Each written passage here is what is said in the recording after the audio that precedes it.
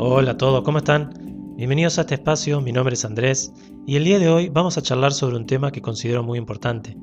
Hoy hablaremos de la justicia social. Es para mí un gusto que se interesen sobre este tema, ya que considero que es un tema fundamental que necesitamos conocer si queremos comprender cuáles son nuestros derechos y nuestro rol en la sociedad. El término justicia social es una construcción conceptual que deriva de toda nuestra historia humana, una historia en la que fuimos dando forma a ideas y pensamientos, filosofía aplicada a la construcción de sociedades, para llegar a lo que es hoy día este término y su aplicación. Va a ser un capítulo 2, una continuación del video de las virtudes, y vamos a seguir utilizando el mismo formato. Para comprender este concepto vamos a analizar la definición que nos brinda la Corte Interamericana de Derechos Humanos. En este análisis voy a irme echando explicaciones conceptuales y también ideas propias desde una mirada holística, que involucre no solo derechos, sino también filosofía, desarrollo personal y psicología. Espero disfruten la presentación y vamos a iniciar el recorrido. Comencemos explicando brevemente qué es la Corte Interamericana de Derechos Humanos. Esta Corte es uno de los 3 tribunales regionales de protección de los derechos humanos, conjuntamente con la Corte Europea de Derechos Humanos y la Corte Africana de Derechos Humanos y de los Pueblos. Es una institución judicial autónoma. ¿Qué quiere decir que sea una institución judicial autónoma? Quiere decir que se rige por su propia ley, es decir, que no depende de una norma que no sea la suya para funcionar.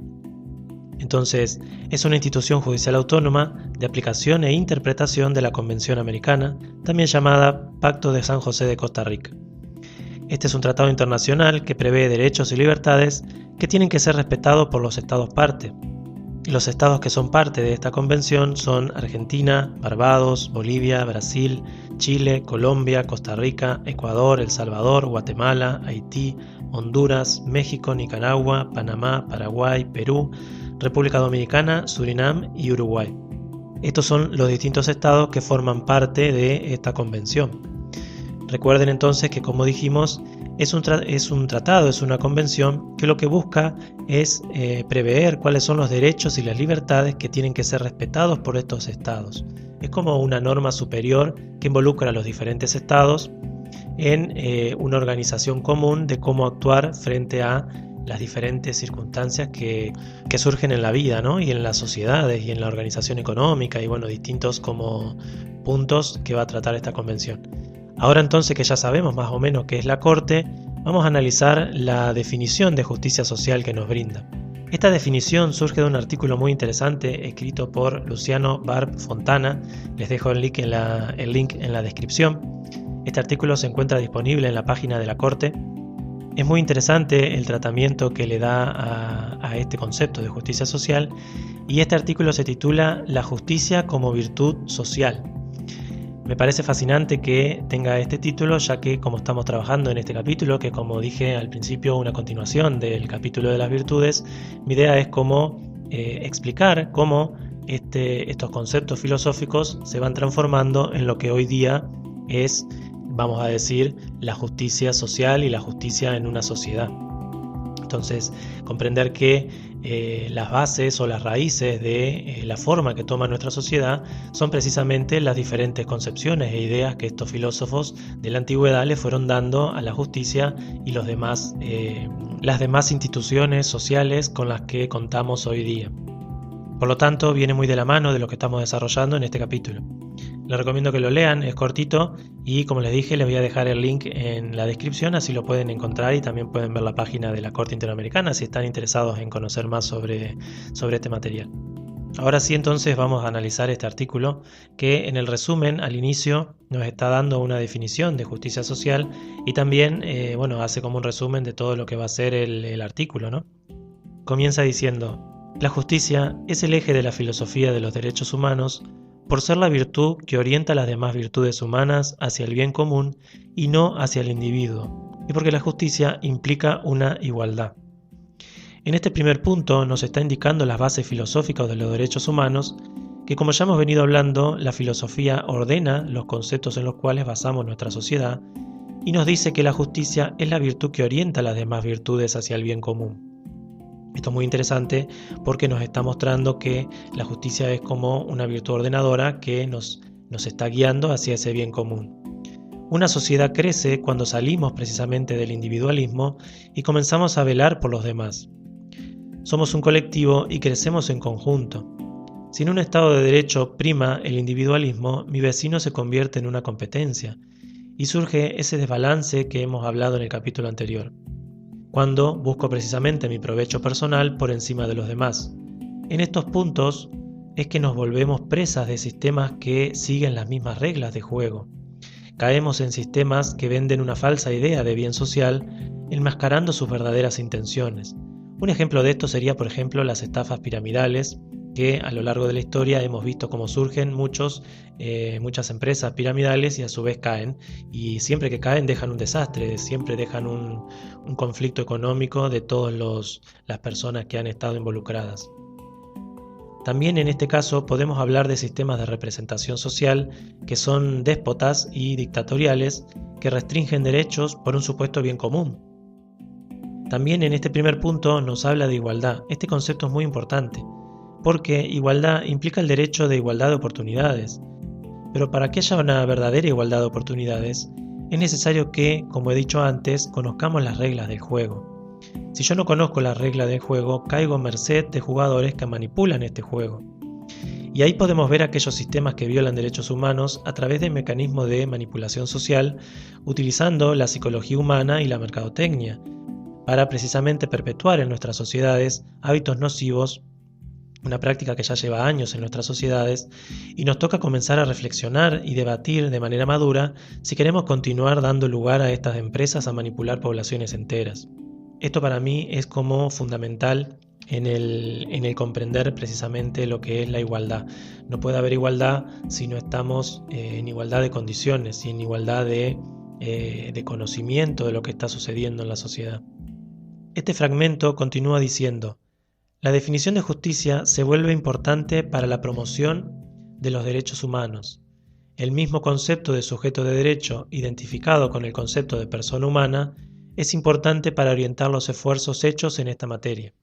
En este párrafo nos está hablando de que, en la búsqueda de promover los derechos humanos, la justicia como virtud adquiere vital importancia. La persona humana es sujeto de derecho. ¿Qué quiere decir esto? Sujeto, en filosofía, se entiende como un ser dotado de conciencia y voluntad. Posee inteligencia y un querer reflexivo. Se puede conocer a sí mismo, a su mundo y a lo trascendente. En todo sujeto existe una percepción de una ley natural en forma de vibraciones que lo impulsan a hacer el bien y evitar el mal. Esto es intrínseco a todo ser humano en balance, y es la base a través de la cual se le atribuye responsabilidad sobre toda acción que viole dicha ley natural, que luego toma forma en lo que son las leyes escritas. Este es un saber que muchos en la sociedad buscan evadir, negando la existencia de dicha ley natural y profesando una filosofía egoísta basada en la autogratificación a expensas de sus hermanos y su mundo, contaminando nuestra tierra y manipulando el psique de nuestras sociedades, buscando perpetuar los vicios como estilo de vida, destruyendo las bases de una sociedad sana y de familias y comunidades sanas y libres de opresión de todo tipo. Esto es lo que yo puedo leer de este párrafo. Continúa el artículo diciendo: la justicia social es un concepto importante, ya que la justicia debe, por definición, ser un hábito no solo del individuo, sino de la colectividad, para alcanzar el verdadero bien común y la armonía que se destruye con el individualismo. En este párrafo nos indica que la justicia social se debe convertir en un hábito, tanto del individuo como de la colectividad. Convertir la justicia social en un hábito es comprometernos a elegir un camino como sociedad. Cada individuo le toca el deber, y acá no solo está hablando de una elección y ya, o sea, de puedo elegir y ya, hacerlo o no hacerlo. Acá estamos hablando de que es un deber, por lo tanto la elección está en cumplir o no mis deberes individuales. Y comprender que no cumplir mis deberes individuales es ir en contra de esta ley natural. Y por lo tanto ser responsable de cada evento nocivo que como sociedad experimentamos. Entonces, convertir la justicia social en un hábito es en primer lugar trabajar con paciencia en mi propio balance individual. Es salir de la creencia de que va a venir algo externo a ordenar nuestras sociedades y comenzar por nosotros mismos y nuestras familias. Cumplir este deber es armarme de fortaleza y dar un giro de autorresponsabilidad. Comienzo por mí y lo traslado al colectivo. Este es el camino al verdadero bien común y a la armonía social.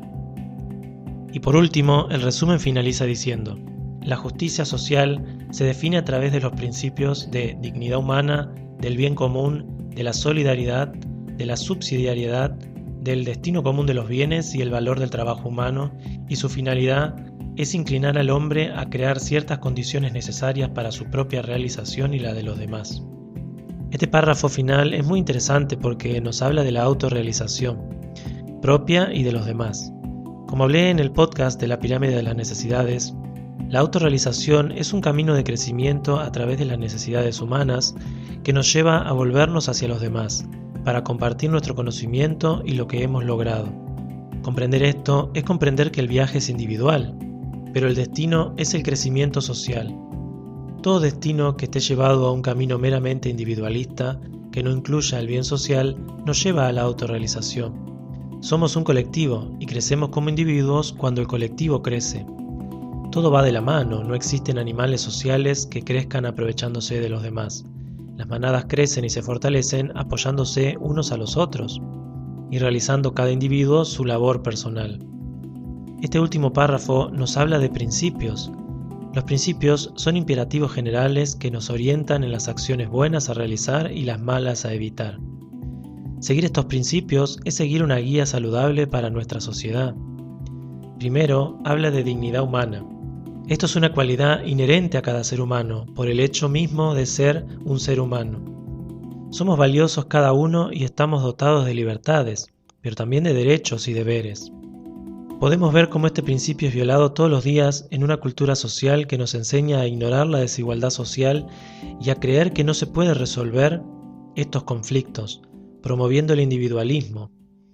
Es nuestro deber social encontrar los caminos a resolver la desigualdad y las faltas graves a este principio, cuidar a los niños de nuestra sociedad y promover un desarrollo sano y nutritivo para cada uno de ellos. También en este párrafo nos habla del bien común. Este principio nos habla de ideales sociales, nos invita a promover en nuestras sociedades una meta en común de aquel espacio que queremos alcanzar, a volvernos optimistas y a buscar creer que podemos alcanzar mayor bienestar social, convertirnos en sociedades más sanas y más felices, donde poder disfrutar la experiencia humana y que no sea un camino tortuoso de competencias y crisis existenciales. El bien común es perseguir esa meta social de bienestar. También en el párrafo nos habla de solidaridad. Este principio también nos invita a perseguir intereses comunes. Es aprender a dar sin esperar nada a cambio, porque comprendes este concepto de colectivo social y sabes que apoyar y ayudar a una persona es ayudarnos a todos. Pero la solidaridad también debe ser acompañada de la justicia, ya que una acción solidaria sin comprender la balanza de la justicia y la espada de la verdad nos lleva a sostener incoherencias sociales y no brindar herramientas para un crecimiento real. Ser solidario, por lo tanto, es brindar herramientas, no soluciones. El trabajo es individual, pero como colectivo nos apoyamos los unos a los otros, compartiendo nuestro conocimiento y brindando contexto, para que cada individuo realice su viaje de crecimiento personal. También otro de los principios que se nombra es el de subsidiariedad. Este principio nos invita a conocer la jerarquía de las normas, aprender quién es la autoridad competente para aplicar justicia y nos muestra también que siempre hay una ley superior que vela en cada situación. Primero, me corresponde a mí buscar resolver. Si me excede, buscar normas superiores que me asistan y a la par aprender de las experiencias que esté viviendo, para crecer en sabiduría, volviéndome en una persona más madura frente a estas situaciones, pudiéndola resolver en el futuro con mayor habilidad. Siempre estamos aprendiendo y siempre estamos creciendo en conocimiento.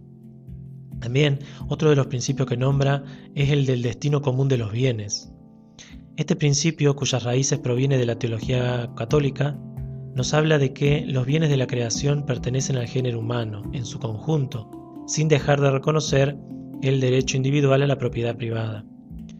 Como yo veo este principio, es un compromiso personal y social de velar por los bienes que compartimos. Como ser reflexivo y consciente que somos, nos es dado el deber de cuidar y mantener los bienes en común para nosotros y las generaciones futuras. Asumir la responsabilidad del maltrato que estamos permitiendo que se lleve a cabo en Madre Tierra y poner un límite a cualquier tipo de contaminación y explotación indebida de los recursos que son propiedad humana. Recuerden que toda meta es una declaración de futuro. Elegir hoy como sociedad encontrar el camino con responsabilidad a resolver los desórdenes ambientales. El último principio que nos nombra el párrafo es el de el valor del trabajo humano. Este principio viene unido a la dignidad humana. Darle valor al trabajo humano es una invitación a reconocer en cada labor social que realizamos la importancia que tiene y merece. Cada trabajo es valioso y necesario y dignifica a quien lo realiza. Sostener este principio es dejar de dar valor a las personas por el trabajo que hacen y darle valor por ser nuestros hermanos y hermanas. Cada uno en su propio viaje de vida realizando tareas valiosas por igual, sin importar qué tarea sea. Es dejar de medirnos por lo que hacemos y comenzar a vernos por lo que somos.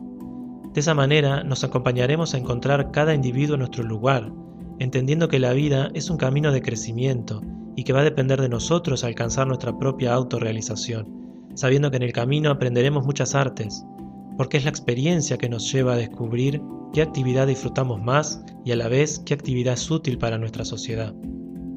Espero que les haya gustado el análisis de esta definición que nos brinda la Corte Interamericana de Derechos Humanos.